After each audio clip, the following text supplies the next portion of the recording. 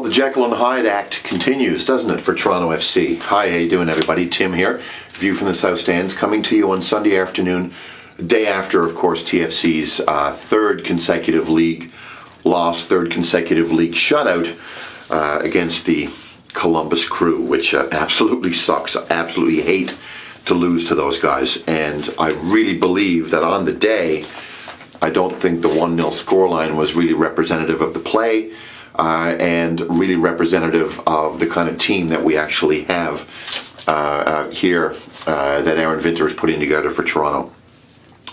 0-3 isn't ideal, especially when you're looking at two, with due respect to Columbus and San Jose, two relatively winnable home games for TFC and a tough road game in Seattle. I didn't expect much out of the Seattle game, but I thought we'd be at 2-1 at this point, and here we are at 0-3.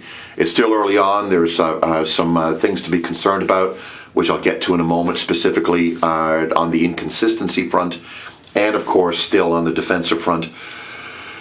But I'm still not sure that this is an 0-3 team. You look at the 3 games in the league versus the 3 games in the Champions League that TFC has played since March. In the league, you've got no wins, 3 losses. You've got 7 goals against and only 1 goal for. In Champions League, you've got 5 goals for, 5 goals against significantly better opposition. 2 games against the defending MLS Cup champions and 1 game against the Clausura champions in Mexico, well, current leaders in Mexico anyway, Santos Laguna, arguably a better team than any team in Major League Soccer. So it's real Jekyll and Hyde, isn't it? It's really kind of hard to understand whether it's got to do with the style of play in the league versus, letting it all hang out in the Champions League, whether it be tactical, whether it be positional. Geez, it's beyond me to say. I don't really know. But obviously, the Torsten Frings absence is still having an impact, particularly in the way the team is playing in the league, in the Champions League, and much more to come in this space about the Champions League second leg semi-final coming up in the next couple of days. The team's playing a lot more compact, they're playing a lot more aggressively, and they're playing with a lot more confidence. I think they realize they've got nothing to lose, and maybe they feel like they have a lot to lose in the league.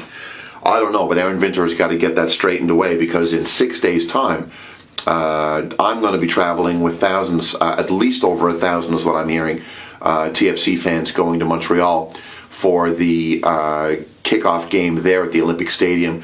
The official Major League Soccer derby between the Impact and TFC kicks off on Easter Saturday, and I'm going to be there for that with my video camera in hand, and hopefully I'll be able to bring to you guys some of the feelings as to how, some of the images that hopefully give you a feeling what that experience is going to be like. But again, more to follow on that one. We've got something called the Champions League semi-final coming up in a couple of days as well, which is a little bit bigger. But getting to this game, back to it for a moment, really noticed off the beginning that I thought the Crew were there for the taking, particularly in the middle of the park. They looked really, really slow. The days of Robbie Rogers bounding up the wing seem to be gone in Columbus, and I really think that, and again, hindsight's always 20/20, I know, but hindsight is one of the things that we actually have to look at the day after. Is I really think that a kid like Silva and a kid like Avila, with their pace and their creativity, might have been a better option. Maybe one of them partnered up with Dunfield and de Guzman in the middle of the park might have been a good idea to take advantage of some of the slowness. Columbus is a big team. They looked, other than Kouvermans, they looked to be bigger, and the goaltender, they looked to be bigger than everybody that the Reds were actually fielding. So I thought that was a bit of a missed opportunity. I thought Jeff Gamble, speaking of missed opportunities, had an opportunity to come across as a good referee. I don't think he had a good game at all. I think he bought a bogus penalty. I went back and looked at the game in 6 like 3 times to look it over. My friend Scotty, who does TFC Picks, that great website, was adamant that it was a penalty. I'm like, I need to see it. I go back, I take a look. It wasn't a penalty. The ref bought a bill of goods, and to his credit, Milos Kosic made a really, really nice save on Morozovic, the player from, I think, Serbia, the striker for Columbus. And then we get to the defensive problems that still persist with the club and the inconsistency that still exists with the club in the Major League Soccer play that we've seen so far in 3 games. And it all is actually pretty well talked about in one play, and that was the goal that TFC gave up in the 56th minute. Julian de Guzman, who had moments of brilliance in the game, he put some lovely through balls through, made some nice crunching tackles, did a really good job for the most part of marshalling the midfield in front of the defense to keep TFC in the game. Was angrily inconsistent, I think is maybe a better way to say it, because it pisses me off. A guy with that talent, who looked so good against Santos Laguna last week, looked so good at times for TFC on Saturday and so inconsistent and frankly poor for TFC as well, which I think pretty well sums up his tenure here in Toronto.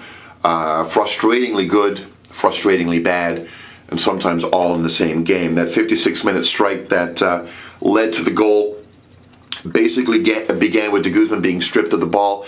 The Columbus player bounded up the field, did a little give and go. Logan Emery, who was actually starting at center back, who is a little fresh and a little raw, shall we say, put in a really poor tackle. The Venezuelan player, I think his name is begins with an E, can't remember right now. Anor, begins with an A. He busted in and actually put a 15-yarder past Kosic, and there's the game. So I really, really hope that Julian de Guzman can take some of the mojo, so to speak, from the performances that he's had in the Champions League and stop being so bloody inconsistent in the league, because this team really, really needs what he brings to the table, especially because we've got another 3 odd weeks with our Torsten Frings. I don't think this team is an 0-3 team, but it's got an 0-3 record, so I suppose it is an 0-3 team.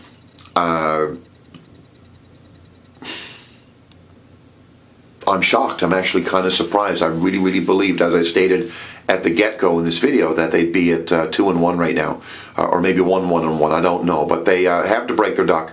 They have to do it in Montreal against an expansion side. Yes, it's an away game. Yes, it's on turf. Yes, it's going to be in an unfamiliar environment.